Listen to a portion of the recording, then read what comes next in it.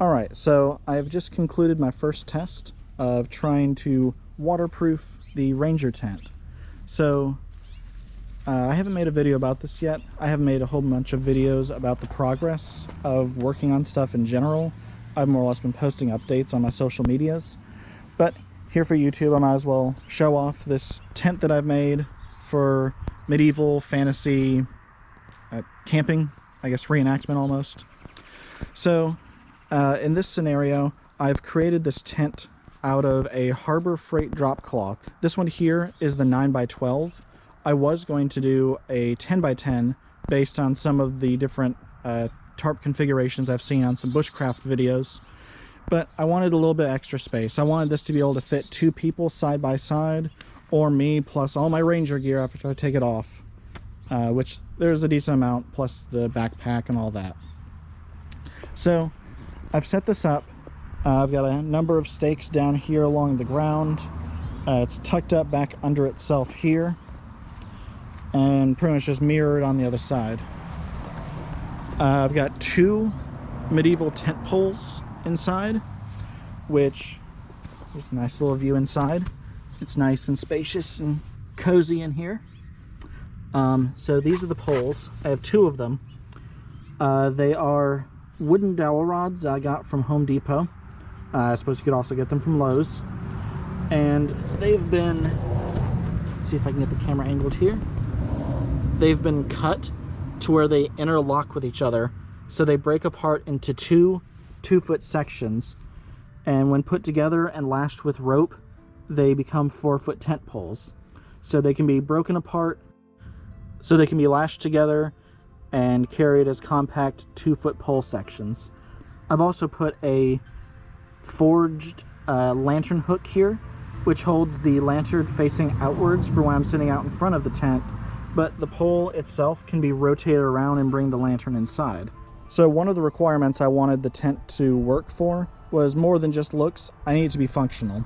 So coming up in a few days, I'm going to be going to the Weekend Warrior experience put on by the company Felon Fair. It happens up near Greenville, South Carolina. As was recommended online, one of the first things you want to do is wash the canvas drop cloth in hot water and then dry it in high heat. That way it shrinks and contracts the fibers, which is going to help whatever waterproofing experience you decide to go through with this.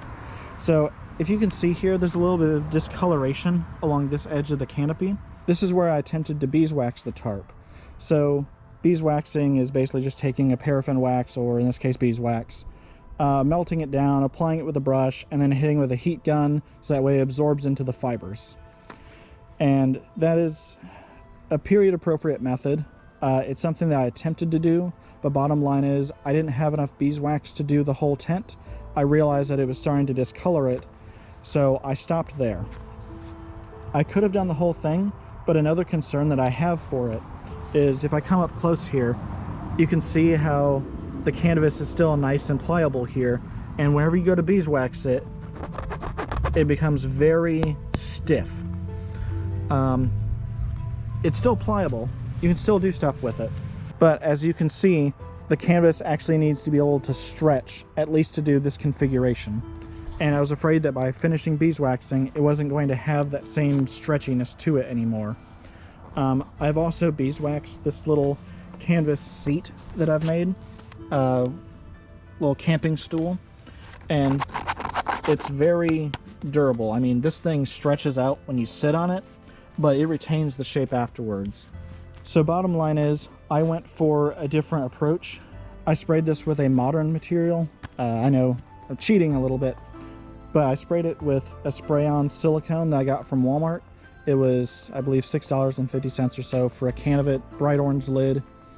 I believe it's just called Silicone Guard or something like that. But bottom line is, it worked very well.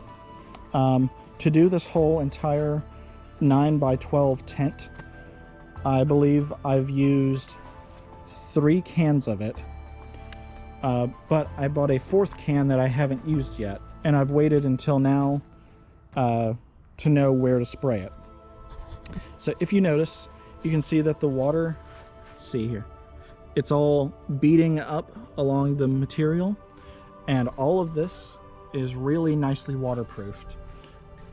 I didn't want to wait until it rained to see the results because I'm running out of days, honestly, before the event.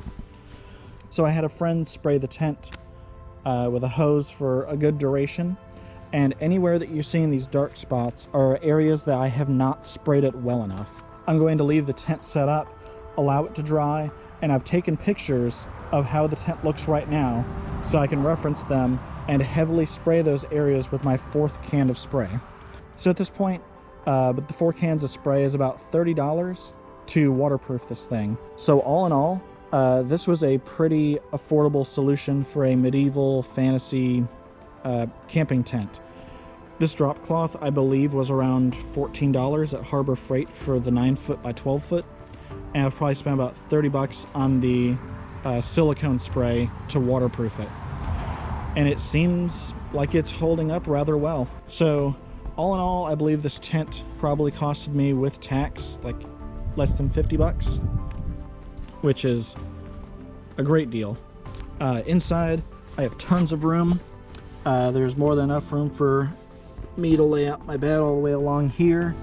I have areas folded underneath from the canvas, a little ground cloth area up there to place some gear that I don't want getting wet. And I have plenty of room along this inside to crawl in and out. I can also, I suppose, put some cording up in between the 2 poles and hang stuff from the inside if I need to. I've also made this door flap. So this tent configuration, if you watch bushcraft videos and tarp configuration videos, this one here is one of my favorite setups because it's just cozy. It's really cozy inside. But one of the issues is it has an open doorway and there's no way to close it. So using another scrap piece of the same canvas, again, Harbor Freight, I made a trapezoidal shaped doorway that can go on here. However, there's some issues I need to address. So up along the top here, I've added these hand-carved wooden toggles to the underside of the material. I got 1, 2, 3. I know that after this setup, I need to do 5. I need to do another one up here and another one here. Then this here should stretch out, and ideally this goes to those tent poles out in front. However, they go a little bit far, so I've marked on here with a marker where I need to make a new hole for it to be able to tie over here all nice and tight. Then I should have a nice little door that can be taken off and rolled up, because after I've undone this, on the underside here I have some rope which is attached to the door, and that's so that this whole entire piece of canvas can just be rolled up and then tied in place, and it can just stay rolled up at the top. I can deploy it if I need to, or I could just remove it from the toggles and toss it in the tent somewhere. But not an overly exciting video here this time. More of a work in progress type deal, and just showing that you can do something with those Harbor Freight drop cloths. I've watched a good number of videos about people waterproofing tarps. I've seen some posts on some reenactment forums, particularly Civil War and Revolutionary War. Some people have recommended these Harbor Freight drop cloths, but also they often say like, oh, you'll never get these things waterproofed. They're of course trying with period appropriate practices. And like I said, this beeswax probably would have done the trick, I think. Other people say boiled linseed oil, but for just the sake of this being simple, I just cheated and used the silicone spray, and that seemed to fix it. So you can use the Harbor Freight drop cloths, and you can make a waterproof tent, and you can do it for under $50. So hopefully that helps someone, because like I said, I've been trying to find anything about using these Harbor Freight drop cloths as tents, because the canvas looks really nice, and I added on the sewed-on loops. I added those as well from a secondary canvas drop cloth I got, which was another smaller one. I believe it was like $6 or so. So again, just hoping this helped someone. We got someone in here? Yep.